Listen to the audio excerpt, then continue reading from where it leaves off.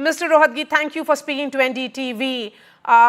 Of course, the latest revelations which have come from Hindenburg raises several questions on the functioning of SEBI, the regulatory body which is supposed to ensure transparency and overall checks and balances. Do you think it is very, very concerning, and are you of the opinion that there is a need for further investigation? So, Maria, let me start by saying that keeping in view the track record of Hindenburg, I do not think it's a cause for any concern, much less serious concern, and much less requiring a probe by a body no less than the JPC. And I'm saying so for the simple reason that Hindenburg, the earlier report we have seen, the idea was to destabilize the stock market. By that destabilization, people lose a lot of money. Some people make a lot of money by short selling, and that's the avowed object of Hindenburg. This is what they did last time. Investigation was done. The matter went to the Supreme Court. Nothing was found credible in that report. So keeping that track record, and I find that they have again targeted the same conglomerate, namely Adani. This is another target, another attack at the same target. The only twist seems to be to somehow rope in the SEBI chief so as to say that the whole regulator or the whole regulatory system is now biased or tainted. I cannot speak for the SEBI chairperson. She will have to say whatever she has to say. But as far as I am concerned, logically speaking, keeping in view the track record, I do not think that there is any cause to have any such probe. Now, see, politically, the issue is different. I am not, answering on a political level. Politically, people want a hot potato from here or there to fling it at one party or the other. That is not within my scope of my submissions. So I personally feel that nothing should be done in this case unless some very credible, startling information comes out. And let me tell you one thing, Mare. This kind of destabilization ultimately affects the small investor. It's not that Mr. Adani will lose. Adani's companies a lot of them are public listed. It is the small investor whose wealth is going to crumble by these kind of instabilities. Even if America sneezes, it affects our market. Therefore, it's very, very unsettling to have this kind of an attack on a regular, yearly basis, if I may say so. Okay, Mr. Rohatgi, the larger question is also of the conflict of interest. The point that has been made, or favoritism of SEBI in handling of cases related to this particular conglomerate. How do you react to the allegation that SEBI failed to act promptly or effectively in addressing concerns raised by the previous Hindenburg report? Please see this fact that the matter ultimately went to the Supreme Court. So it's not as if somebody was sleeping. And even if somebody was sleeping or going slow, it would be jolted by the Supreme Court. There's nothing which would be swept under the carpet.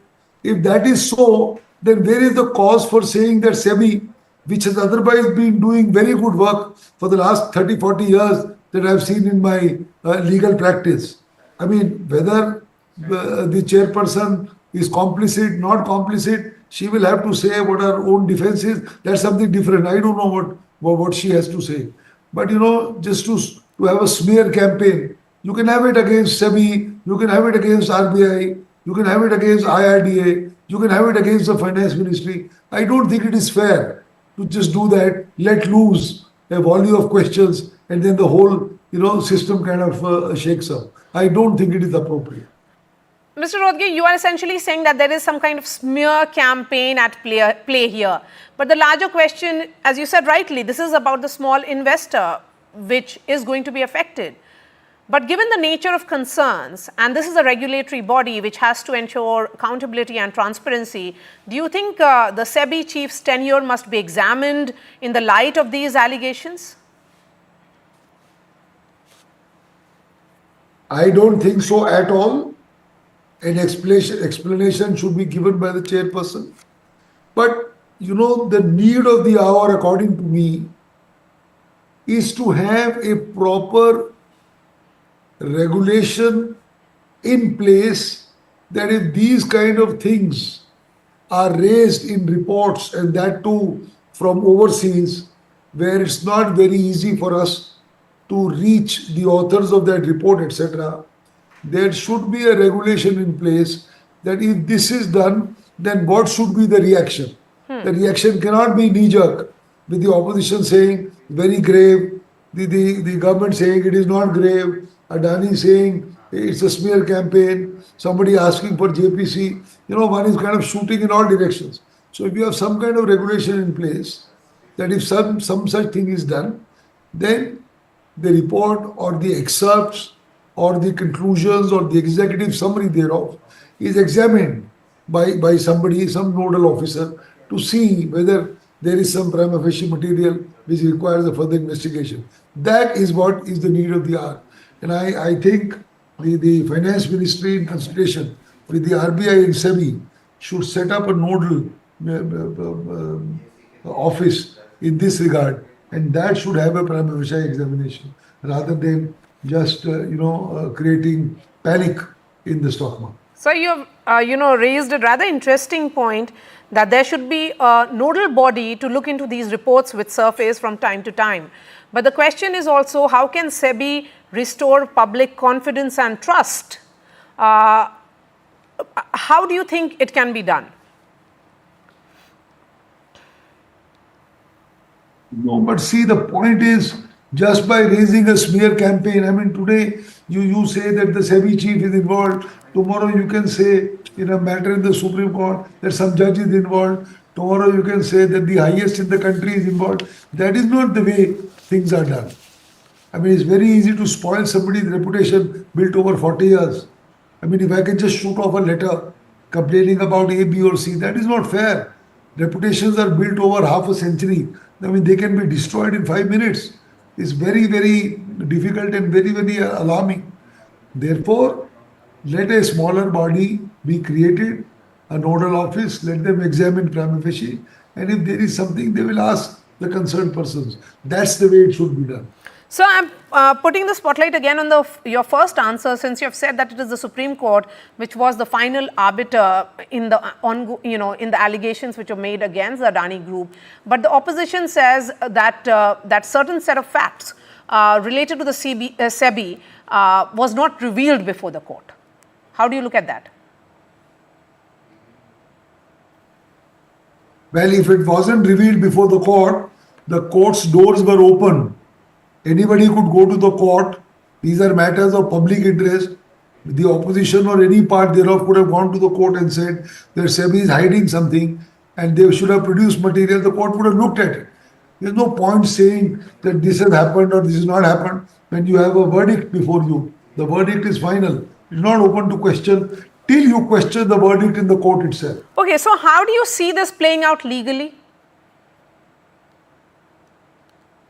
The point is, does the opposition have any basis to provide credibility to a Hindenburg report? Just because the report, attacks somebody or raises questions and somebody jumps at it because it suits them politically, that cannot be an answer.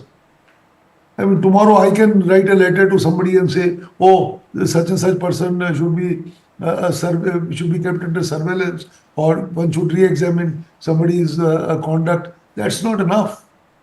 So I don't think it's appropriate just because it suits one particular party or the opposition, or for that matter the government, to put any store by this.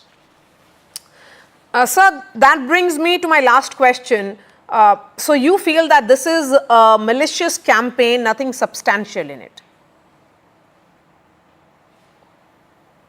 That's what I feel by their past conduct. They are only interested in making a quick buck. They are not interested in the reform of the investing public or the reform of the stock exchange in this country.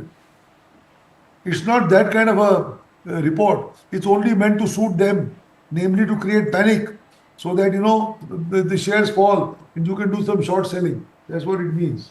That's all. Such reports should not be entertained because they Okay. are only private interest. So, a strong dismissal coming of the Hindenburg report from the former Attorney General, Mr. Mukul Rohatgi. Thank you so much for speaking to NDTV.